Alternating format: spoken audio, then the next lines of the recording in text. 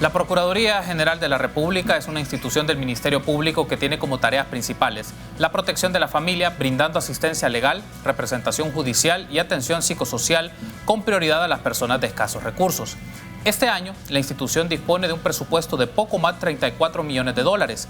Buena parte de sus actividades se dirige a la defensa de los derechos fundamentales de niñez, adolescencia y adultos mayores.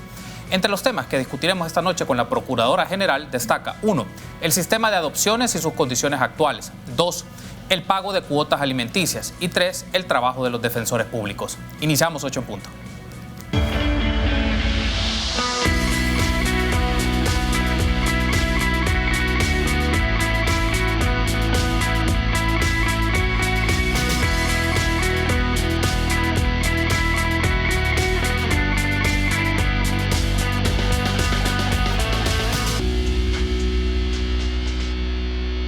Muy buenas noches, qué gusto que nos acompañen en una nueva emisión de 8 en punto. Les saluda Carlos Monterrosa en esta ocasión del jueves 16 de enero del año 2020. Vamos a hablar un poco de las proyecciones del trabajo de la Procuraduría General de la República, de su presupuesto, del sistema de adopciones, entre otros temas.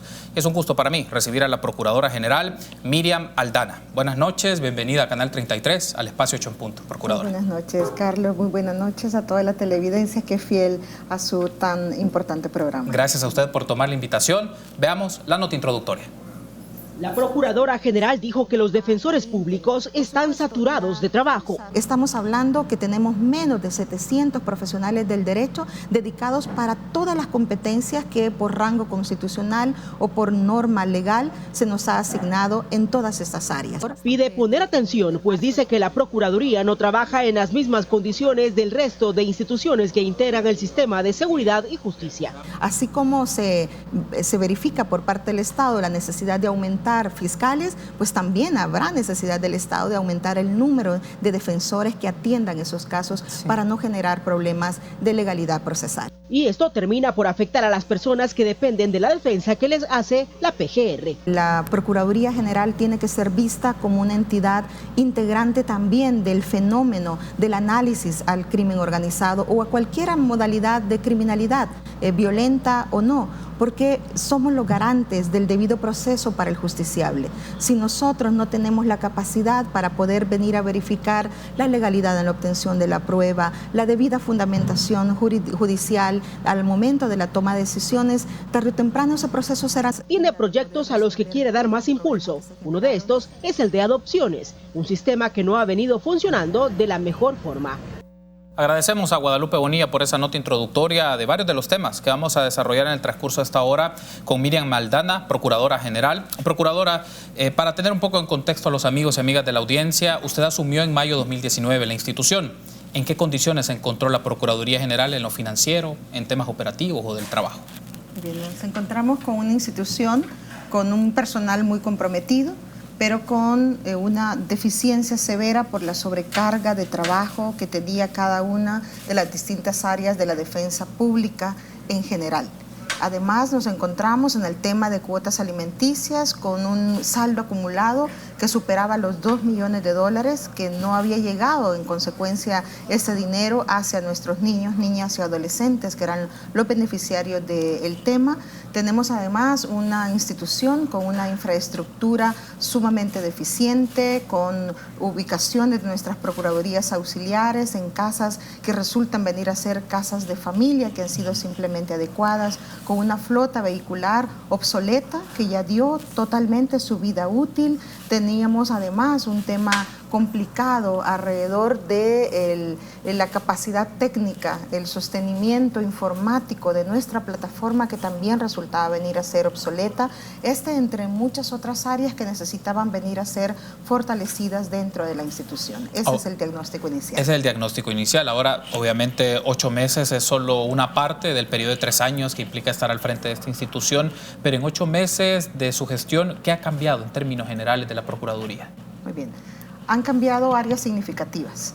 En tema de saldos acumulados, que es uno de los temas medulares, porque esto tiene que ver con el derecho a la alimentación, con el derecho a la recreación, con el derecho a satisfacer las necesidades básicas de nuestra niñez y adolescencia. Hemos logrado venir a reducir sustancialmente desde mayo a diciembre del año anterior alrededor de $800.000. Comenzamos contando ese periodo con un promedio de $2.630.015 y a diciembre lo hemos dejado con $1.896.000.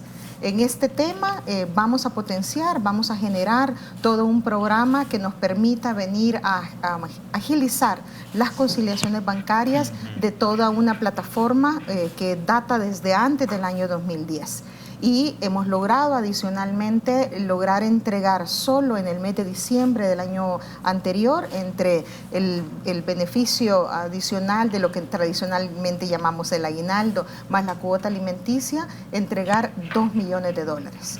Hemos reducido la cantidad que nos queda de remanente de saldos acumulados apenas a 345.000, pese a que el año anterior logramos incrementar o fue receptora de 5.79% más de lo que tradicionalmente habíamos obtenido.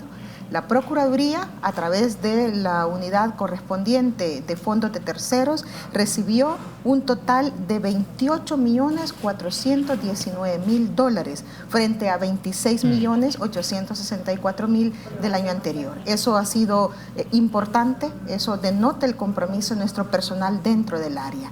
Hemos logrado venir a generar una plataforma dentro de la Defensoría Pública Penal. Sí. Tenemos un proyecto piloto que el día de ahora nada menos veníamos a clausurar el apoyo de una cooperación chilena que estamos recibiendo, en el que generaremos una plataforma informática para la atención de los casos en la Defensoría Pública Penal. Contamos con una app de familia para poder hacer citas en línea, para que la persona usuaria no tenga que ir a hacer cola, ¿verdad?, para la espera de atención, sino simplemente pueda venir a programar su cita en línea y poder recibir la atención a donde recibe tratamiento. Hemos abierto nuestras redes sociales, hemos generado la atención inmediata a nuestra flota vehicular a través de las contrataciones eficientes del sistema de taller, y estamos generando a partir del apoyo de muchos otros cooperantes las especializaciones de nuestro equipo técnico en violencias obstétricas, especializaciones dentro del ámbito de la misma Defensoría Pública Penal, entre muchas otras. Un repaso de varias actividades que realiza esta institución, que a veces no tiene tanto perfil a nivel mediático, pero su trabajo por sus disposiciones constitucionales son muy importantes, Procuradora. Ahora bien, ya vamos a hablar del presupuesto 2020 y lo que significa, porque ha tenido un incremento, considero, importante respecto al presupuesto 2019, pero pensándolo en el periodo 2019, Procuradora, usted solicitó reorientaciones presupuestarias, algunos programas o proyectos que usted considera importante y que ante la Asamblea Legislativa debía de justificarse, por lo menos para el trabajo del año pasado. Sí, claro. Nosotros fuimos categóricos en presentar nuestra petición de demanda adicional. La Procuraduría necesitaba disminuir la cantidad de un aproximado de 9.000 expedientes en mora, básicamente en la unidad laboral, en la unidad de derechos reales y personales y en algunas otras áreas como familia, y eventualmente tener mayor cobertura dentro del ámbito penal. Eso era un tema de urgencia. También un tema de urgencia estaba vinculado con el problema de talento humano. Teníamos alrededor de 19 categorías salariales solo en el área de la Defensoría Pública Penal, y esa misma realidad la veíamos repetida en las distintas unidades de la Defensa Pública Ampliada, como técnicamente le llamamos al resto de defensorías. Entonces también le apuntamos, lo establecimos en nuestra proyección presupuestaria, el ajuste salarial. Todos los años, históricamente, la Procuraduría, ustedes lo notarán, siempre ha requerido una demanda adicional, un refuerzo presupuestario para poder terminar los años fiscales. Este año confiamos en que eso ya no será necesario. Hablaremos justamente, como usted muy bien lo dice, de la proyección para poder superar ese déficit permanente, para poder cubrir con las obligaciones propias que la institución tiene. Muy bien, ahora ya tenemos un preámbulo del trabajo que hace la Procuraduría General, y en este periodo de 8 meses de gestión de la actual Procuradora, ¿qué actividades se han hecho novedosas? ¿Qué actividades son nuevas o también parte de las características que esto demanda? Pero quiero pedir, la producción nos puede poner en pantalla un full sobre 2 titulares de la prensa gráfica de condiciones que marcan un poco el trabajo de la Procuraduría General de la República. No sé si tenemos ese full y lo podemos poner en pantalla, de 2 titulares particularmente que llaman la atención porque son temas relevantes. Primero, Procuraduría General sin fondos para pagar alquiler de local. Esto es de archivo de la prensa gráfica del 16 de octubre de 2019. Este es el caso de San Miguel. El procurador de San Miguel afirmó que han solicitado un crédito para subsistir lo que resta del año. Y el otro, defensores públicos tienen asignados hasta 140 casos. En muchas ocasiones no llegan a una audiencia porque están en otra señalada a la misma hora. Me quiero detener en un momento, procuradora, con el primer titular sobre el tema de los fondos. En este momento, ¿se resolvió la situación en San Miguel o hay otras sedes de la Procuraduría General que tienen esta misma condición? A final del año anterior nosotros presentamos un déficit de un poco más de $250.000, $266.000. De eso, la Asamblea Legislativa nos brindó al final del año un refuerzo presupuestario por $240.000. Eso nos iba a permitir poder cubrir las obligaciones, no en su totalidad, pero sí en una buena parte de lo que teníamos aún pendiente de pagar. Los cánones de arrendamiento es una situación específica, por ello era importantísimo la necesidad que tuviéramos una alza en el techo presupuestario para este año para poder cumplir con las obligaciones propias de la Lo que deja entonces en evidencia que quizás cuando se diseñó el del presupuesto del 2019 no se consideró todo este compromiso que ya se tiene en el arrendamiento de ciertos lugares para el trabajo de sus oficinas. Sí, en verdad eso es así. Había un déficit en la proyección de los costos de la institución, lo que no solamente le permitía no poder cubrir con las obligaciones, sino sobre todo poder lograr incorporar a más elementos a la Defensoría Pública y la profesionalización, las especializaciones. Hay que invertir dentro del capital humano para poder venir a cumplir cabalmente con el ejercicio de una defensa pública efectiva. Ok, entonces en el caso 2020 está cubierto entonces el pago de arrendamientos para todas las sedes de la Procuraduría General para no enfrentar esta situación del año pasado. Sí, esa es nuestra proyección. Confiamos en que la cantidad dineraria que ha sido asignada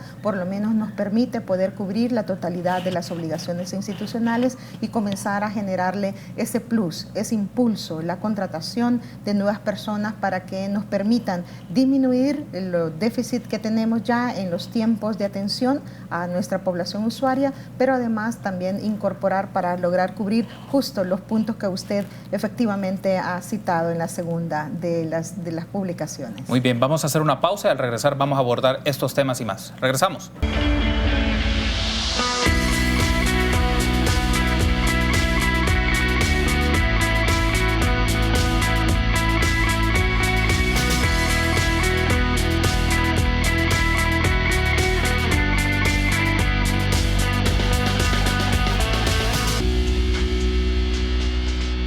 Gracias por seguir junto a nosotros en 8 en Punto. Estamos platicando este jueves 16 de enero con la Procuradora General de la República, Miriam Aldana, y vamos a hablar en este segmento un poco sobre la referencia que teníamos del bloque anterior sobre los casos o el ratio que se tiene en este caso o promedio de cuántos casos tiene un defensor. El dato que tenía era 144. ¿Se mantiene esa cifra, Procuradora, o cuáles son en este momento los datos más actualizados? Muy bien, los datos actualizados nos están mostrando que la Defensoría Pública Penal sigue teniendo un promedio de la cifra que usted ha indicado, 1.500 expedientes promedio por las 260 defensores que tenemos distribuidos a nivel nacional.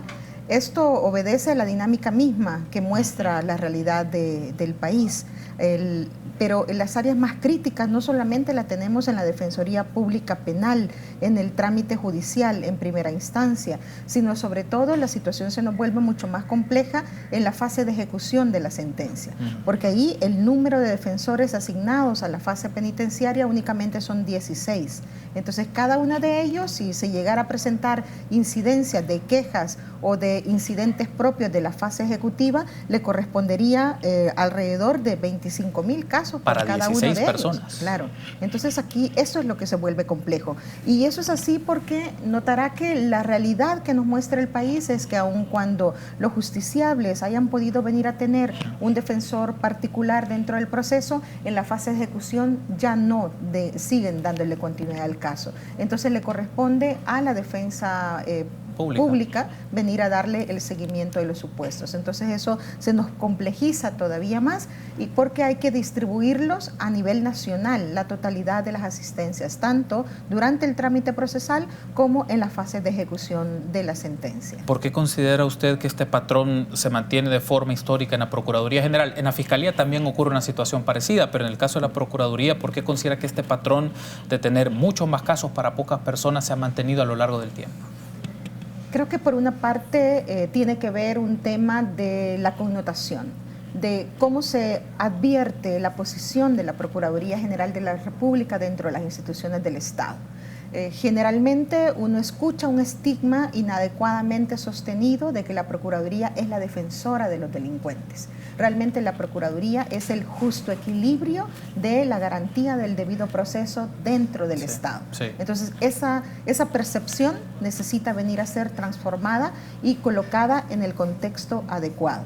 En la medida en que, tal como lo había externado anteriormente, garanticemos la legalidad dentro del trámite, garanticemos un descubrimiento probatorio oportuno, garanticemos las reglas iguales en el trámite procesal, en esa medida vamos a tener una justicia muchísimo más adecuada de acuerdo a los estándares internacionales. Entonces, eso me parece que es un elemento importantísimo alrededor del tema, el no poder venir a comprender la dinámica propia de la Procuraduría en la defensa pública penal, que solo es un componente de todas las áreas de atención que tiene la Procuraduría en este momento. Y justo vamos a hablar también de las otras áreas de trabajo que conciernen a esta institución del Ministerio Público. Procuradora, un aspecto más sobre este tema.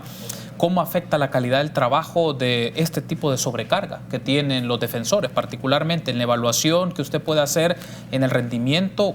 ¿Cómo se ve en la calidad? ¿Cómo afecta esto en la calidad del trabajo? Muchísimo. Ya la Corte Interamericana de Derechos Humanos lo ha señalado con total precisión. La última recomendación de la visita in loco de la Comisión nos ha venido a plantear o a poner en el contexto que la Procuraduría necesita verse fortalecida a nivel presupuestario, porque no solamente se trata de tener defensores, sino de la calidad del ejercicio de la defensa pública efectiva, como ellos ya lo habían sostenido en la sentencia de Agapito Ruano versus El Salvador, en la que necesitamos especializar a la Defensoría Pública. Note que nuestro similar, nuestro homólogo, tiene unidades especializadas de atención, ¿verdad? De atención a la vida, de atención al patrimonio, de atención en los delitos vinculados al crimen organizado. Eso trae la necesidad de venir a fortalecerle dentro de las áreas. La Procuraduría todavía no desarrolla esa capacidad. Aquí, los 260 defensores les corresponde conocer la totalidad de los casos complejos vinculados a crimen organizado, como los casos que tienen que ver con patrimonio, con vida, con libertad sexual. No hemos podido llegar ahí. Entonces, en la medida en que sigamos teniendo una defensoría pública limitada, en esa medida vamos a limitar también la calidad de la prestación del servicio que estamos brindando a la población. Y si lo vemos de la otra cara de la moneda, Procuradora, es en qué condiciones salariales también se encuentran los defensores públicos, porque si lo vemos también el trabajo de ellos, la sobrecarga, pero también cada caso tiene sus propias características que llevan ante las instancias judiciales. Es decir, en promedio, ¿cuál es el promedio salarial de un defensor público? Okay. El promedio salarial oscila entre los $895 y los 1.615. Ese es otro gran problema que presenta la Procuraduría dentro de todos los componentes. La Defensoría Pública es uno de esos elementos. Entonces, esa falta de incentivo en la que en muchos casos auxiliares jurídicos que ya han tenido su calidad de abogados de la República tienen que entregárseles credencial para que vayan y no tienen la remuneración adecuada, es otra de las situaciones que incide por mucho compromiso que pueda tener el defensor o la defensora.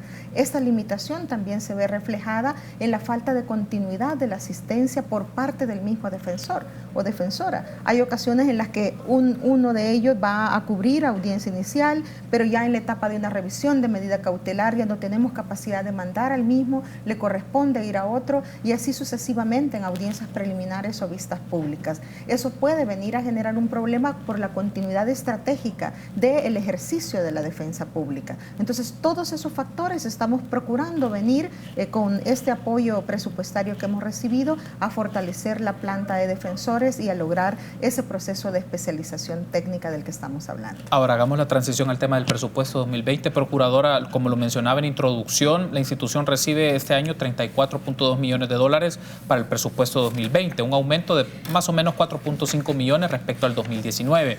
¿Cuáles son las prioridades para la institución con estos fondos presupuestarios? Nuestra proyección, desde que lo presentamos al Ministerio de Hacienda en julio del año anterior, estaban claramente determinadas. La primera, la reducción de la mora. Sí. Venir a procurar disminuir los tiempos de espera para poder solventar la pretensión que lleva la Procuraduría.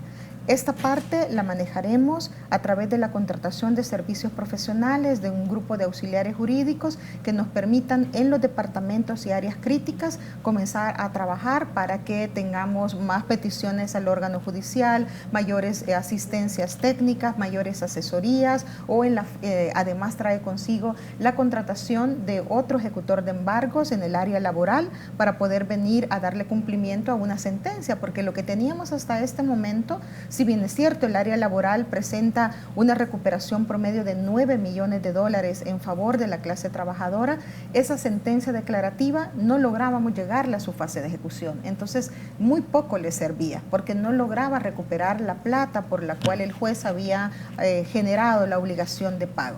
Entonces, también vamos a incorporar ejecutores de embargo, vamos a tener una atención inclusiva para las personas con limitación visual, tendremos la contratación de una persona que nos maneje la impresora braille para tratar de venir a convertir todos los documentos técnicos y las explicaciones de los requisitos a las personas que presenten esta discapacidad. Mejoraremos la señalética, la infraestructura que permita el acceso a personas también con limitaciones físicas de otra naturaleza, que además les ayude a ubicar las instancias y que les permita el ingreso hacia ellas. Estamos hablando de la contratación en estas mismas áreas de nuevos defensores en los ámbitos laborales, en el ámbito de la Defensoría Pública Penal, las atenciones en el área de niñez.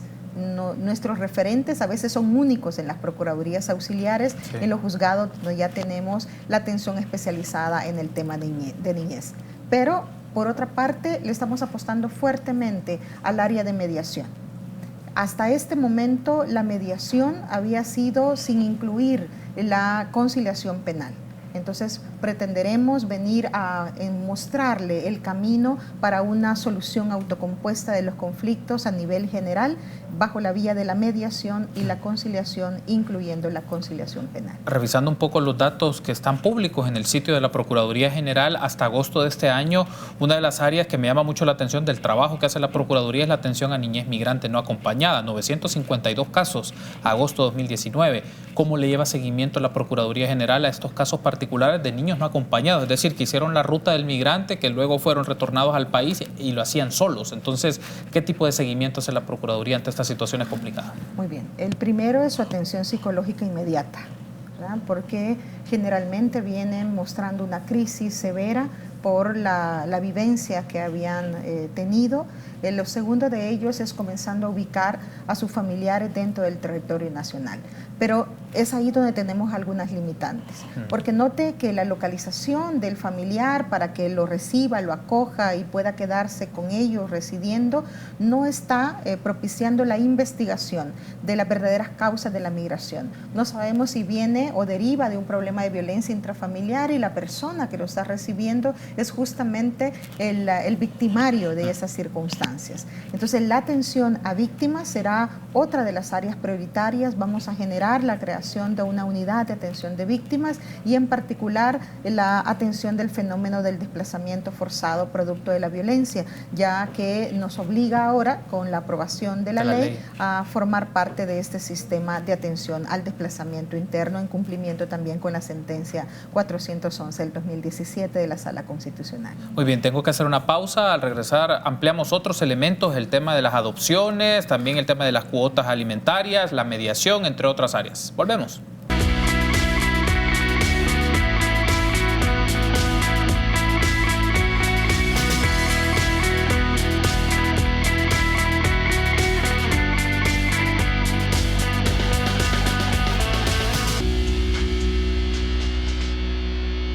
Recuerde que usted puede interactuar con nosotros a través de las plataformas digitales, como puede ver en pantalla, @8enpunto en Twitter, 8enpunto en Facebook, y las personas que nos sintonizan a través de www.canal33.tv, de esta plática que tenemos con la Procuradora General de la República, Miriam Aldana.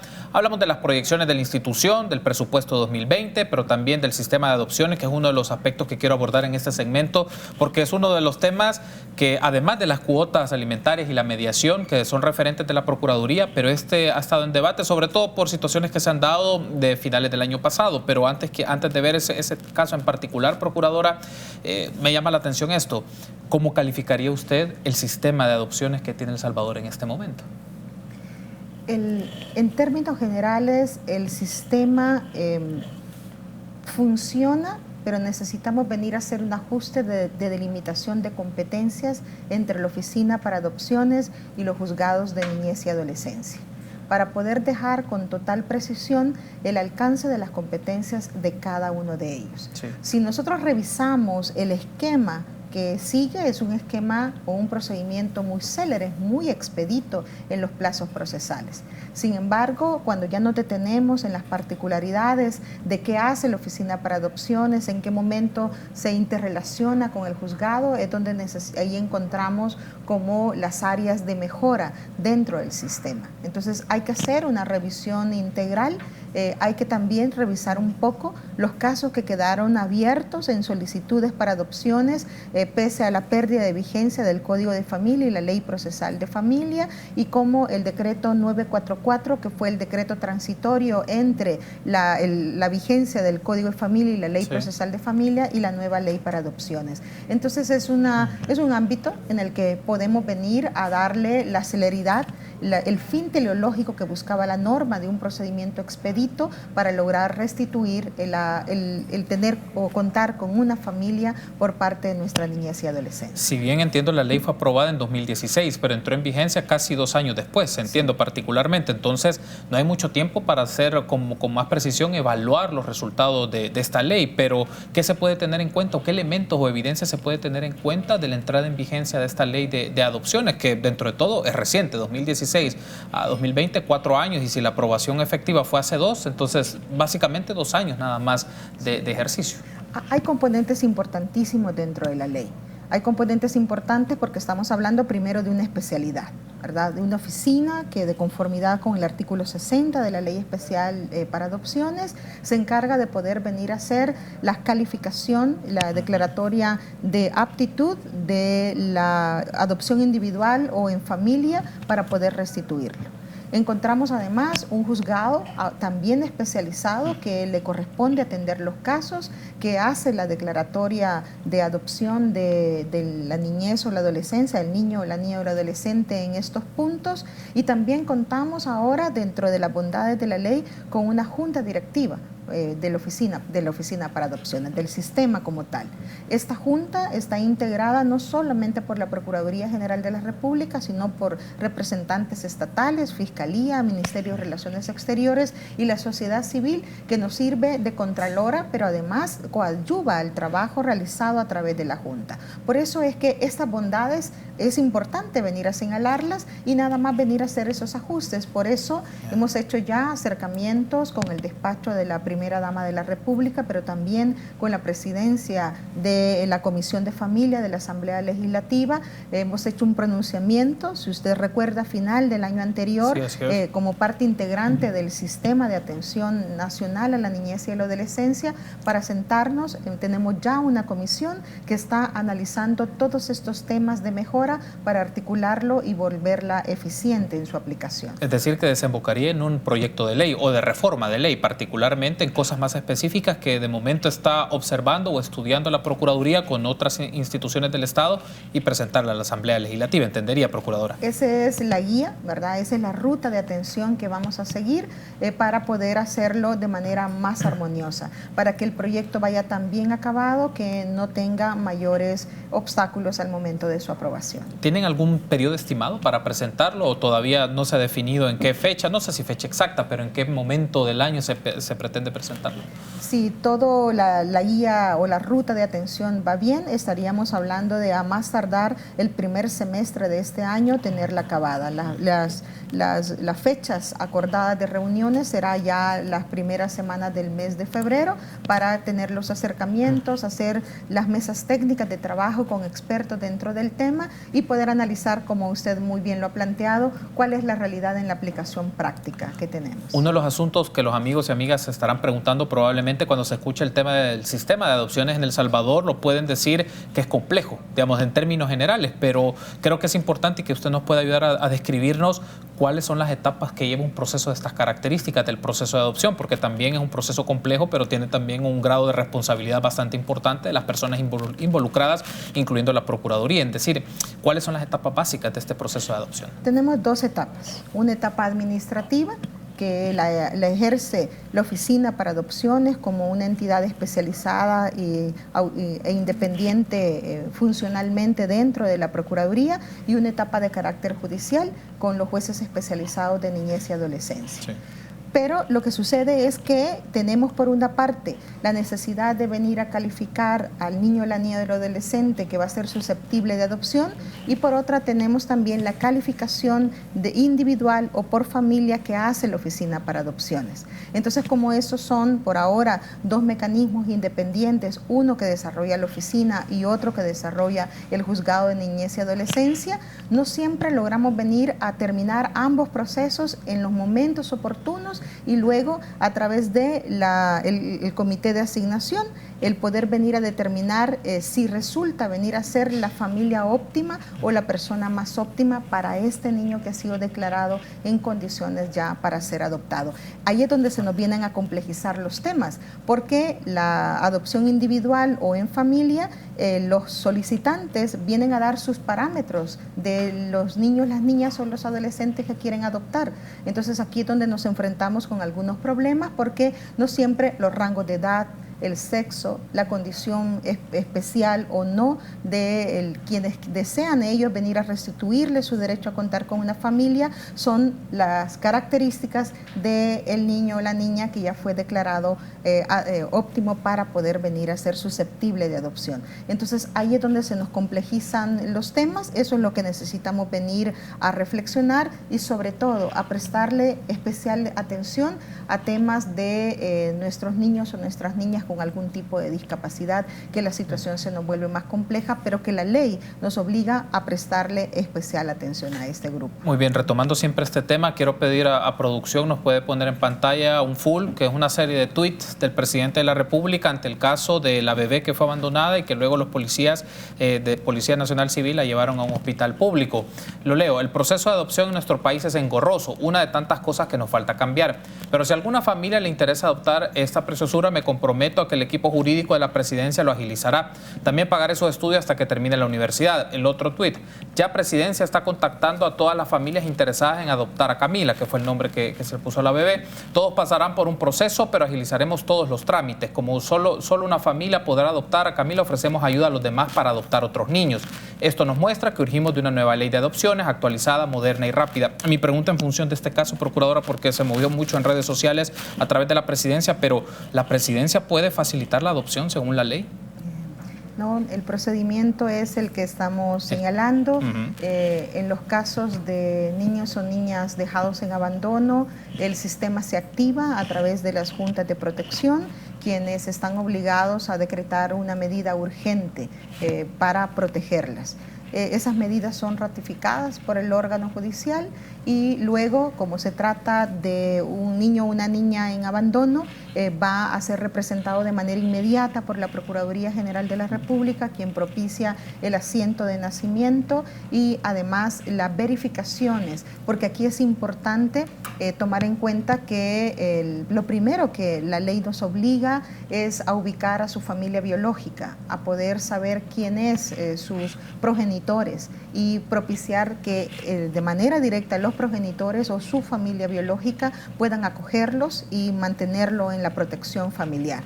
solo que se haya agotado la posibilidad de venir a ser restituida en su familia biológica, pues entonces se comienza el trámite del que estamos hablando, ¿verdad? Que el juzgado viene a calificar ya susceptible de ser adoptado y la Oficina para Adopciones de manera independiente está haciendo la calificación de aptitud de manera individual o en familia. Cuando resultan venir a ser coincidentes la declaratoria judicial con la calificación de aptitud de la familia, pues entonces el comité de asignación verifica si hay el match necesario para poder luego regresar al órgano judicial para que decrete la adopción. Ese es el trámite ordinario. Pero por supuesto, claro, en buena hora, como nosotros lo hemos expresado, recibir los apoyos técnicos para hacer este proceso, que es importante venir a llevarlo a su feliz término. Antes de irme a la pausa, le consulto, procuradora, de este caso en particular, ¿cuál es el estado de la niña en esto? ¿Qué tipo de seguimiento le ha llevado la Procuraduría a este caso en particular? Bueno, tal como lo estaba señalando,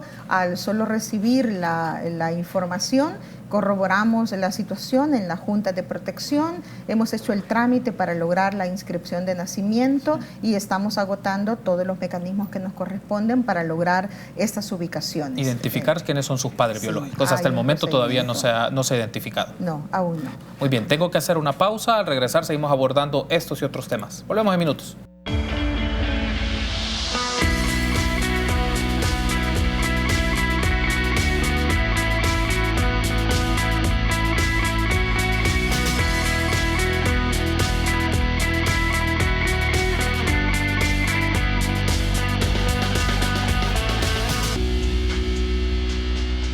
Seguimos platicando esta noche con la Procuradora General de la República, Miriam Aldana. Procuradora, estamos hablando del sistema de adopciones y usted ya nos ha aclarado en el segmento anterior cuáles son las etapas, las dos grandes etapas y lo que significa la articulación de instituciones del Estado, donde participa la Procuraduría General, obviamente, el órgano judicial e instituciones del Ejecutivo según las competencias que tienen conferidas. Pero ahora bien, para ponerlo un poco en conocimiento de nuestra audiencia, ¿cuánto dura un proceso de adopción en El Salvador? Es decir, en la temporalidad es meses, es años y más o menos si dispone en este momento estadísticas de cuántos casos se están llevando. Muy bien. Como hemos hecho referencia, hay una etapa de carácter administrativo. ¿Qué se hace en la etapa de carácter administrativo? Se analiza el perfil del solicitante individual o de la familia y el analizar el perfil para poder declarar la aptitud significa estudios psicológicos, estudios de trabajo social que nos permitan poder ver las condiciones óptimas de estas personas para poder recibir a este niño o esta niña que se está solicitando. Pero por el otro lado también que hay que hacer estudios sobre el niño o la niña, que es lo que hemos estado hablando. En el caso concreto, si logramos ubicar a su familia, en el caso de que no se logra ubicar, pues entonces se considera a una niña en condición de abandono y luego es representada por la Procuraduría General de la República, se hace ya su asiento de nacimiento y se solicita al juez de niñez y adolescencia que el juez pueda venir a declarar adoptable al niño o a la niña. Nuestros datos estadísticos nos están mostrando que ahí es donde se nos presentan una dilación, porque estas labores de investigación también parten de la cantidad de personas con las que contamos en la Oficina para Adopciones, que es un personal muy reducido. ¿Cuántos son? Tenemos en este momento 2 psicólogos y 2 trabajadoras sociales para la atención de todo el territorio nacional. Es un número todavía muy pequeño. Pretendemos este año, parte de ese refuerzo presupuestario, utilizarlo para la contratación y cubrir toda la planta del personal que la Procuraduría utilizará en la Oficina para Adopciones. Estas mismas estadísticas nos han mostrado que para el año 2018 se recibieron solamente 16 solicitudes de adopciones nacionales. Y en el año 2019 recibimos 89 casos, 89 solicitudes. Pero judicialmente solo fueron declarados 3 adopciones. Entonces, ahí es donde necesitamos venir a mejorar. Necesitamos venir a que se declare prontamente la condición de adopción de la niñez o la adolescencia, y por el otro lado agilizar la declaratoria de aptitud para que ese comité funcione y podamos regresar al órgano judicial a pedir la declaratoria de adopción. Otro de los temas que es parte del trabajo de la Procuraduría, ya que nos menciona estas estadísticas, 2 trabajadoras sociales, 2 psicólogos que están dedicados para estos casos y que lleva una etapa judicial, pero se tienen que agotar todas las instancias para ver a todas las familias o las personas que aspiran a una adopción de un niño o de una niña. Pero por otro lado, también, procurador, entiendo que la Procuraduría lleva seguimiento al caso de los niños también que están en resguardo en instituciones públicas, particularmente. En este momento, en términos generales, ¿cuáles son las condiciones de los niños que se encuentran en instituciones públicas que asumen su cuidado? La Procuraduría representa a los niños o niñas con filiación desconocida, representa a aquellos cuyos padres en un momento determinado presentan un conflicto porque han podido venir a generar una situación de vulneración respecto de ellos. Entonces aquí es donde tenemos, la ley nos dice los casos específicos en los cuales nosotros asumimos la representación. Obviamente, como parte integrante del Consejo Nacional de Niñez y Adolescencia, nos encargamos de venir a articular con todas las instancias que atienden a niñez en el sistema de protección. Aquí nos articulamos con el Instituto Nacional Salvadoreño de Niñez y Adolescencia, nos articulamos con la Junta de Protección a través del COGNA, intervenimos a través de nuestros defensores de niñez en los casos específicos en los que se haya podido venir a presentar una situación de vulneración y que no tienen representantes legales o teniéndolos presentan los conflictos particulares de intereses dentro de ellos para poder brindarles asistencia, atención psicológica o representación legal. En términos generales, por el seguimiento que hace la Procuraduría, le consulto, procuradora, ¿cómo calificaría este sistema de protección de los niños o niñas que están bajo el resguardo, en este caso del COGNA o del ISNA particularmente? Porque ven los temas de atención psicosocial, pero también el tema jurídico, si se han dado vulneraciones. ¿Cómo es el diagnóstico que ve la Procuraduría de esas instituciones que resguardan a estos niños? Muy bien. El diagnóstico que se ha advertido es la necesidad de fortalecimiento. Hay un buen esfuerzo realizado, pero el esfuerzo todavía es insuficiente. Por ello, el pronunciamiento que también se hizo vinculado con todos aquellos que pueden venir a apoyar el sistema de protección nacional era revisión del sistema por completo. Revisión del sistema de protección, del sistema de representación legal, del sistema de asistencia, entonces que nos permita en estos subsistemas del gran sistema poder venir no solamente a mejorar las articulaciones entre las instituciones del Estado, sino tomamos en cuenta una situación concreta. ¿Cómo opera el sistema? La ruta de atención, los protocolos, los manuales tienen que ser conocidos por la población para que cuando se presente una situación de vulneración de derechos de niños o niñas se sepa a dónde acudir, cómo accionar y que las instituciones del Estado puedan venir a articularse de manera inmediata y de manera efectiva. Entonces, aun cuando hay una atención, esa atención necesita venir a ser ampliada y articulada con todos los intervinientes por parte del Estado o de sociedad civil que representan en estas áreas de atención a niñez. Vamos a darle paso a las preguntas y comentarios que hemos recibido a través de las redes sociales para tener la reacción y respuesta de la Procuradora. Rafael Mengíbar, la PGR sigue con bajo presupuesto, debe tener más apoyo y que se haga sentir como autoridad. Se trata de la institución que vela por la integridad, seguridad económica y otras necesidades de hijos y conflictos familiares entre sus funciones. Eduardo, sección de ayuda al trabajador y oficinas de procesos administrativos especializados y amparos constitucionales. Urge que refuercen con recurso humano ante la avalancha de despidos arbitrarios e injustificados. Otro comentario, Héctor Rodríguez, contamos con el apoyo, como despedidos, contamos con el apoyo de la Unidad de Amparos de la Procuraduría General. Llevamos más de 200 demandas en la Sala de lo Constitucional, Contenciosa y el Tribunal del Servicio Civil. Hemos pedido a la licenciada Aldana que refuerce estas unidades para amparar a los más de 5.000 despedidos. En diciembre de 2019 logramos las primeras resoluciones que ordenan al gobierno el reinstalo de despedidos injustificadamente. La Procuraduría debe difundir sus servicios en las instituciones donde se vulneran derechos y amenazan con otros 3.000 despidos. Es el comentario de Héctor. Felicito la gestión de la Procuradora y pido a Dios que iluminen sus decisiones. Un comentario. ¿Tenemos otro comentario o este es el último? Ok. Otro comentario. Pero así parece, nunca se pronuncia ni en bien ni en mal, pero cuando es un delincuente hasta policías hay presos. Es para darle una medalla. Bueno, no estaba muy bien redactado esto. El siguiente comentario: un defensor público gana más que un fiscal, y eso que solo hace el 5% del 100% del trabajo que le toca hacer al fiscal. No es cierto que el sueldo es de $600, es otro de los comentarios. ¿Tenemos más comentarios o este es el último? Este es el último comentario. Muy bien, procuradora, tenemos de todo tipo de comentarios, pero quiero detenerme específicamente con esto de los despidos. ¿Cuántos los casos que están llevando seguimiento y la justificación o el patrón que han encontrado de estas demandas de las personas que han llegado a la Procuraduría? Bueno, la Procuraduría recientemente, con la aprobación de la Ley Contencioso Administrativa, vio la necesidad de crear una unidad especializada. Sin duda alguna, lo que se hizo fue segregar de la unidad de atención de los derechos del trabajador a un grupo especializado que atendiera esta dinámica. Ese pequeño o reducido grupo está atendiendo más de 700 casos que han sido presentados por diversos motivos. Obviamente uno de ellos ha sido la cesación de las relaciones laborales entre el órgano ejecutivo y ellos. Las áreas de atención son diversas, cada caso ha sido manejado de manera individualizada, algunos han sido a través de promociones de amparo ante la Sala Constitucional de la Corte Suprema, otros han sido ante el Tribunal del Servicio Civil, otros ante los juzgados especializados vinculados a anulaciones de los despidos que se han venido a presentar.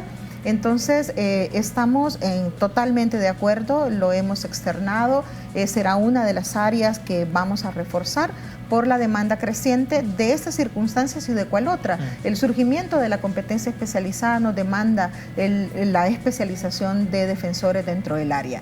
Y obviamente al momento de venir a verificar, ahora ya en temas de portales de transparencia, notarán que el salario de la Defensoría Pública no se acerca en absoluto a los salarios de las unidades especializadas de Fiscalía. Tenemos un déficit en el área. Tengo que cerrar, procuradora, pero muy puntual, es el tema de las cuotas alimentarias.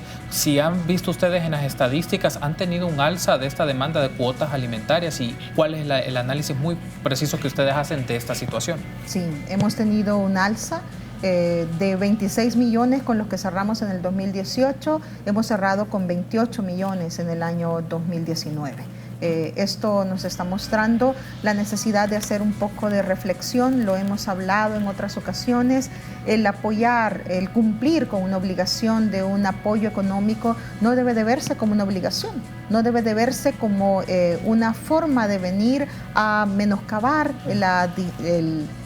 al hombre como tal, sino simplemente a comprender que tanto padre como madre juega roles importantes dentro de la protección de los niños y las niñas. Entonces, el aporte económico es nada más una de las áreas que tiene que ser atendida, pero esa área necesariamente debe de estar respaldada con el acompañamiento moral, con el acompañamiento psicológico, con el acompañamiento en momentos de recreación, porque estamos hablando de esta niñez y esta adolescencia que van a venir a convertirse en los responsables de sacar adelante nuestro país. Procuradora, quiero darle las gracias por habernos acompañado y darnos este repaso del trabajo de la institución que usted preside, la Procuraduría General de la República, y vamos a continuar discutiendo este tema en otras oportunidades. Gracias por haber estado con nosotros. Buenas noches. Será un gusto. A usted y a los televidentes, muchísimas gracias por acompañar la labor de la Procuraduría General de la República, que, como se ha dicho, es la principal defensora de los grupos más vulnerables a nivel nacional. Gracias a usted por habernos acompañado y a ustedes también, amigos. Será hasta mañana, 8 en punto. Buenas noches.